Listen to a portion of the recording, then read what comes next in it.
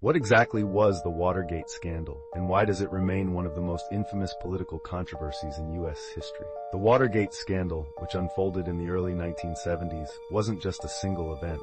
It was a tangled web of political espionage, deceit, and cover-ups that ultimately led to the resignation of President Richard Nixon.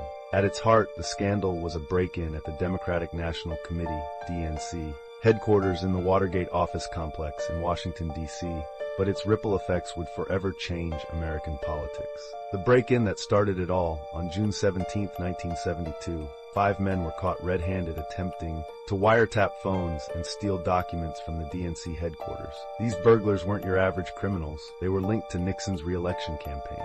This raised eyebrows, but at first it seemed like a bizarre, isolated incident. However, investigative journalists Bob Woodward and Carl Bernstein of the Washington Post began digging deeper. What they uncovered was shocking. The break-in wasn't a standalone operation, but part of a larger campaign of political espionage and sabotage orchestrated by members of Nixon's team.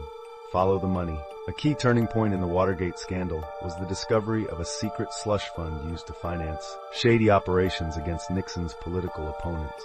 The money trail connected the burglars directly to the Committee to Re-elect the President, ironically nicknamed CREEP, further implicating Nixon's inner circle. As the investigation gained momentum, it became clear that this wasn't just about a break-in, it was about a cover-up.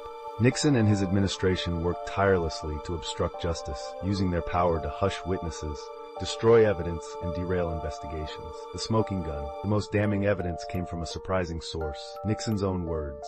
In a bid to record history, or possibly for personal reflection, Nixon had installed a secret taping system in the White House. These tapes captured conversations that revealed he had been actively involved in the cover-up.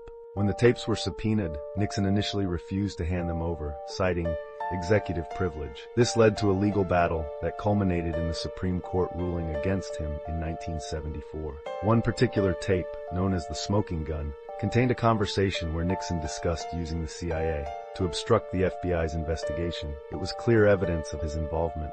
A presidency crumbles by 1974, public and political support for Nixon had evaporated. Facing almost certain impeachment, Nixon made history on August 8, 1974 by becoming the first U.S. president to resign. Vice President Gerald Ford took office the next day and later granted Nixon a controversial pardon, sparking debates that continue to this day.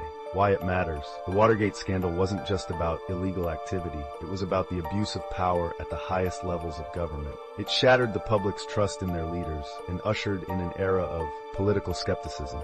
New laws were introduced to increase transparency in government, including campaign finance reforms and greater checks on presidential power.